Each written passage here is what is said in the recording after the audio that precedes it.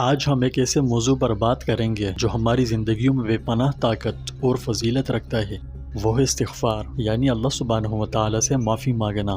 پیارے دوستوں، اگر آپ استغفار پڑھتے ہیں تو استغفار پڑھنے سے کیا ہوتا ہے، یہ بہت اہم اور بڑی دلچسپ ویڈیو ہے، اس لیے پوری دیکھیں۔ آج ہم آپ کو بتائیں گے کہ استغفار صرف ایک رسم یا محض الفاظ بولنا نہیں ہے، یہ گہرا اور تبدیلی کا عمل ہے جو ہمارے دلوں کو صاف کرتا ہے، ہماری روحوں کو بلند کرتا ہے اور ہمیں اللہ سبحانہ و تعالیٰ کے قریب کرتا ہے۔ استغفار کو اکثر استغفر اللہ کی سادہ تلاوت کے طور پر سمجھا جاتا ہے، لیکن اس کی حقیقت اس سے کہیں زیادہ ہے۔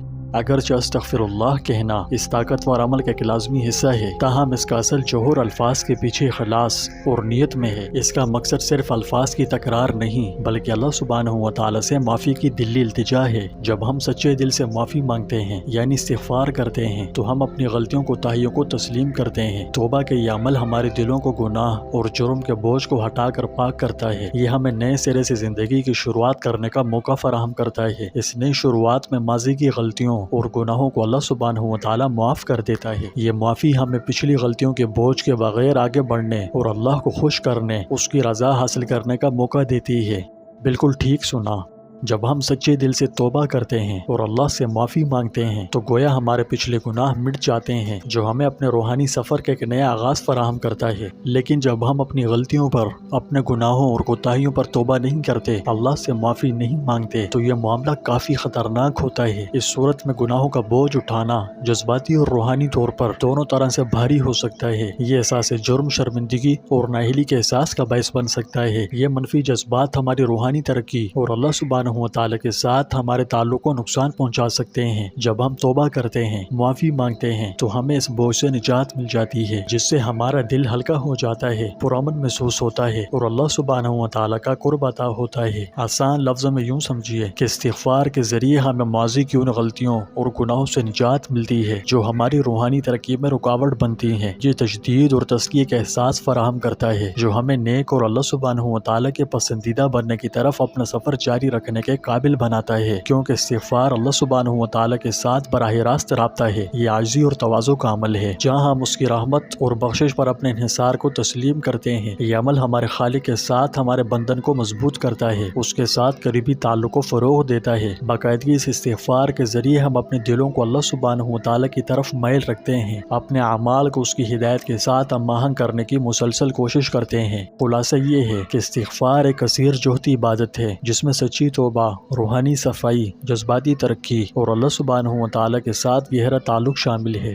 یہ ایک طاقتور ذریعہ ہے جو ہمیں روحانی طور پر آگے بڑھنے اور اپنے خالق کے ساتھ ایک مضبوط اور خالص رشتہ برقرار رکھنے میں مدد کرتا ہے۔ اللہ سبحانہ و تعالیٰ نے قرآن مجید میں سورہ بقرہ کی آیت نمبر 199 میں فرمایا، جس کا مفہوم ہے، اور اللہ سے معافی مانگو، بے شک اللہ بخشنے والا اور رحم کرنے والا ہے۔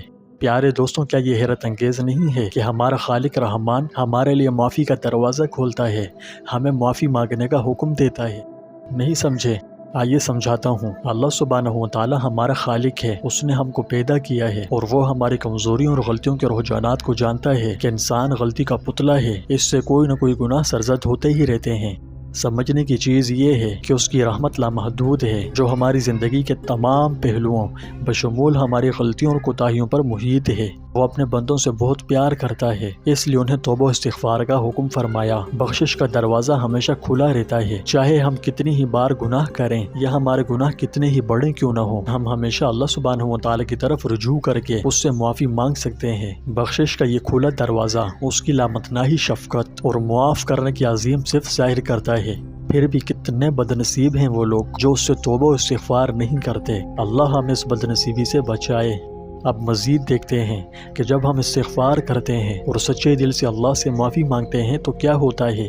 تو جب ہم سچے دل سے استغفار کرتے ہیں تو اس سے ہمارے گناہ مکمل طور پر مٹ جاتے ہیں۔ رسول اللہ صلی اللہ علیہ وسلم نے فرمایا، جس نے 3 بار استغفر اللہ الذی لا الہ الا هو الحی القیوم واتوب الیہ کہا، اس کے گناہ بخش دیے جائیں گے، خاص سمندر کی جھاگ کے برابر ہی کیوں نہ ہو۔ سبحان اللہ، ذرا تصور کریں، ہمارے گناہ سمندر کی جھاگ کی طرح مٹائے جا رہے ہیں۔ قربان جائیے، یہ بہت عظیم نعمت ہے، کبھی بھی اس کو ترک نہیں کرنا چاہیے۔ استغفار مصائب اور مشکلات سے نجات بھی دلاتا ہے۔ سورہ نوح کی آیت نمبر 10 سے 12 میں اللہ سبحانہ و تعالیٰ فرماتا ہے، جس کا مفہوم ہے اپنے رب سے معافی مانگو، بے شک وہ ہمیشہ کے لیے معاف کرنے والا ہے۔ وہ تم پر آسمان سے بارش برسائے گا اور تمہارے مال اور اولاد میں اضافہ کرے گا اور تمہارے لیے باغات مہیا کرے گا اور تمہارے لیے نہریں جاری کرے گا۔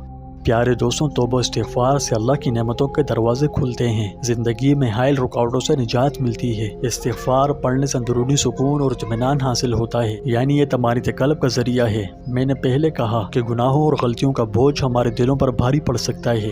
جب ہم اللہ سے معافی مانگتے ہیں تو ایسا محسوس ہوتا ہے جیسے ہمارے کندھوں سے کوئی بوجھ اتر گیا ہو، ہمیں سکون کا احساس ہوتا ہے۔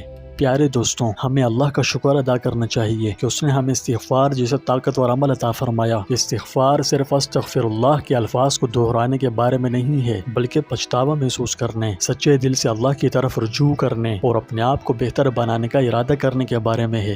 تو آئیے استغفار کو اپنی روزمرہ کے معمولات کا باقاعدہ حصہ بنائیں۔ خود نبی کریم صلی اللہ علیہ وسلم دن میں 70 سے زیادہ بار اللہ سے استغفار کیا کرتے تھے۔ سوچیں کہ اگر ہمارے پیارے نبی صلی اللہ علیہ وسلم نے ایسا کیا تو ہم کمزوروں کو اس کی مزید کتنی ضرورت ہو سکتی ہے۔ آئیے ایک دوسرے کو باقاعدگی سے توبہ استغفار کی ترغیب دیں اور اپنی زندگی پر اس کے گہرے اثرات کا تجربہ کریں۔ اللہ سبحانہ و تعالی ہمیں اپنی بخشش اور رحمت سے نوازے۔ آپ تمام احباب کی خدمت میں عرض ہے کہ اللہ تعالیٰ کے 99 ناموں میں سے کوئی نام کامنٹ باکس میں ضرور لکھیں۔ اللہ تعالیٰ ہم سب کا حامی و ناصر ہو۔